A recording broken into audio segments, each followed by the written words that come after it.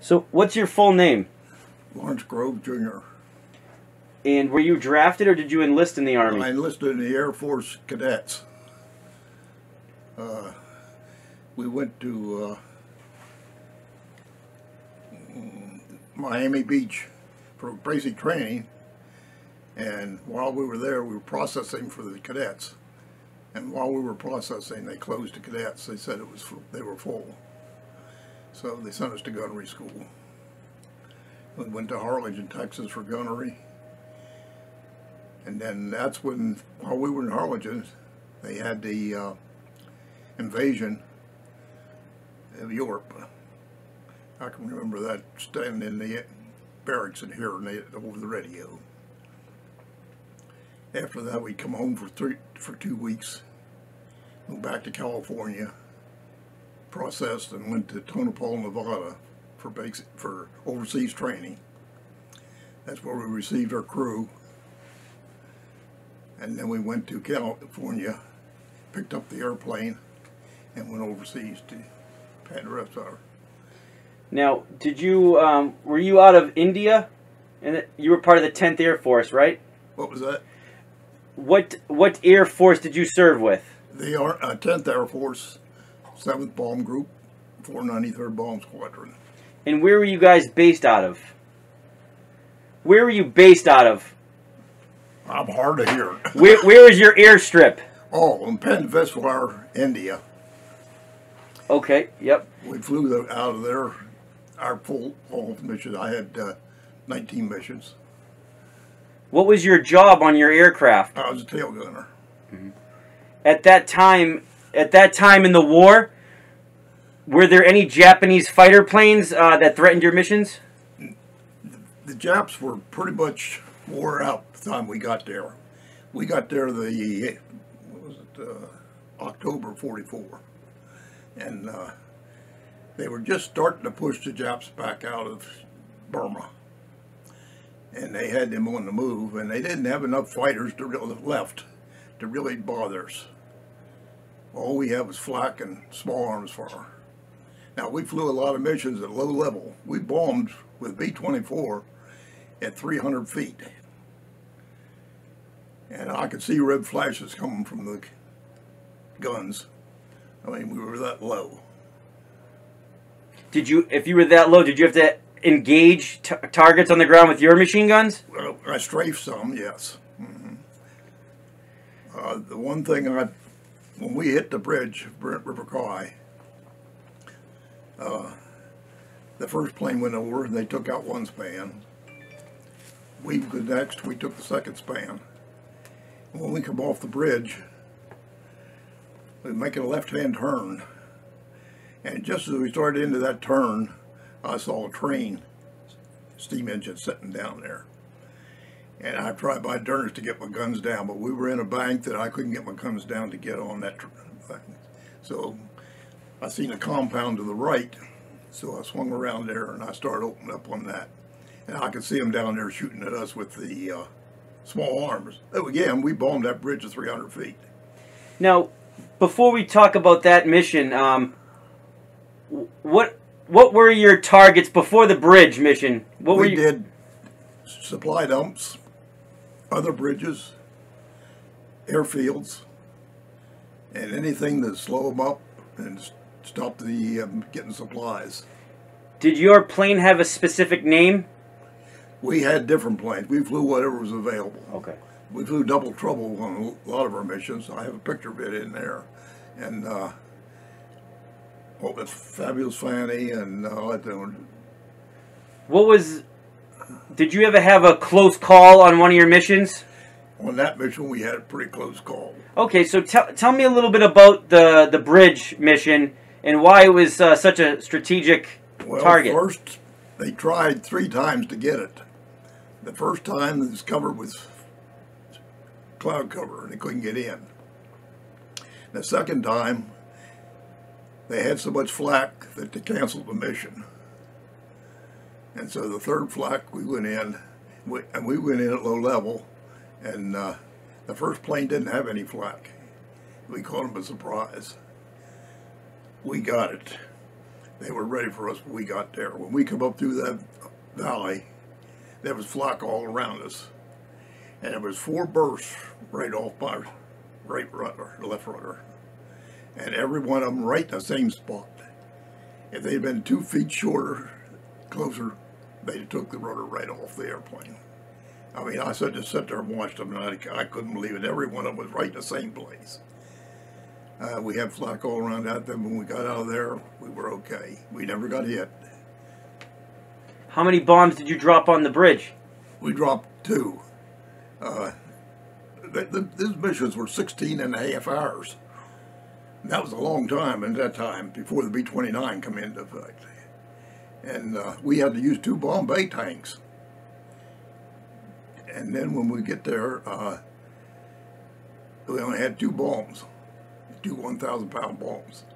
And they were delayed action bombs of 7 seconds. So when they went off, we had to be away from them, because otherwise we'd be underneath, they'd go off underneath of us and probably hit us. So I saw the bomb go off.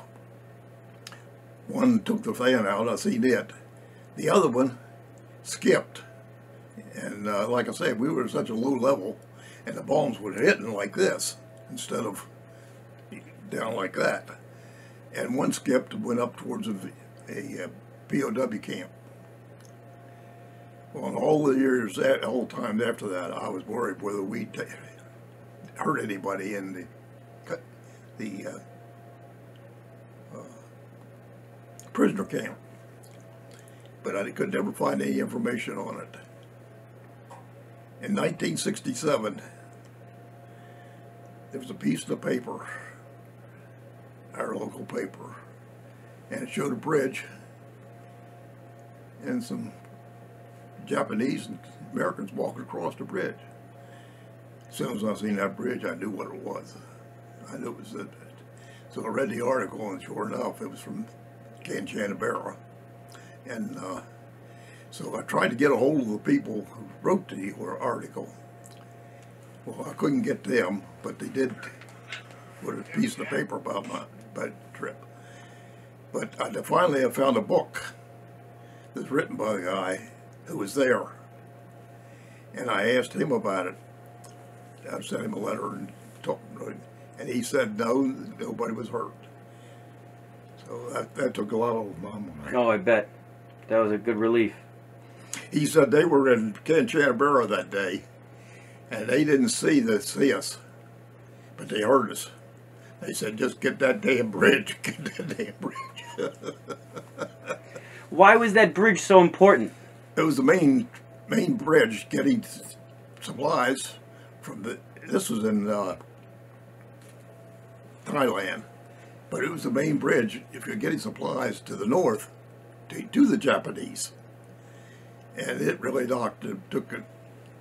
slowed them up. It only took him 3 months to put that bridge back into service. After that, the British went in and took it out again. But that time it was getting pretty near the end of the war. And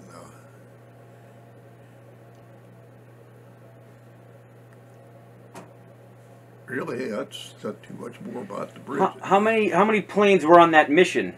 3 of us. And 2 hit the bridge? 2 of us hit. The third bride didn't get it. No. Okay. No. Wow. Did you ever go to reunions after the war with your for your squadron? What was that? Did you go to any reunions? Yes, I went to one reunion out in Omaha, and our navigator and bombardier was there. The movie, The Bridge Over the River Kwai, was there any discrepancies you saw that people should know? The bridge of the river, it was nothing like the bridge. The bridge was trestle and steel. In that movie, it's nothing but wood. They built with wood. But this had steel or concrete columns, and just like any good, well-built bridge would have. It was nothing like the movie. Did your crew make it through the war with the 19 missions without getting wounded? What was that again? Did your crew make it through all of its 19 missions without getting wounded? Yeah. Good. I flew 19. The rest of them flew more because a couple of missions are so long that they cut some of the crew just because of weight. Oh yeah. We used to go. They used to get down to Bangkok and bombed shipping, and I got cut on a couple of those missions. That's why I didn't get in as many hours as they did. What did you do after the war for a job, for a civilian job? Well, I come home and I wanted to go to airplane mechanic school. I love airplanes. In fact, I wasn't home 3 months. I had an airplane. I was 20 years old, had an airplane, and didn't have a car until I was 25. So your first vehicle was a plane. See, here was the airplane I had. Little aircraft. Wow. I wanted to go to aircraft school, but I didn't have the money to stay out of town and live in a place. The only place you had to go was Pittsburgh or someplace like that. So they started up a school here for drafting. So I went to that. I took 2 years of that and took drafting, and that's what I did the rest of my life. I did finally work into estimating in a mechanical contractor and worked at that for several years when I finished up.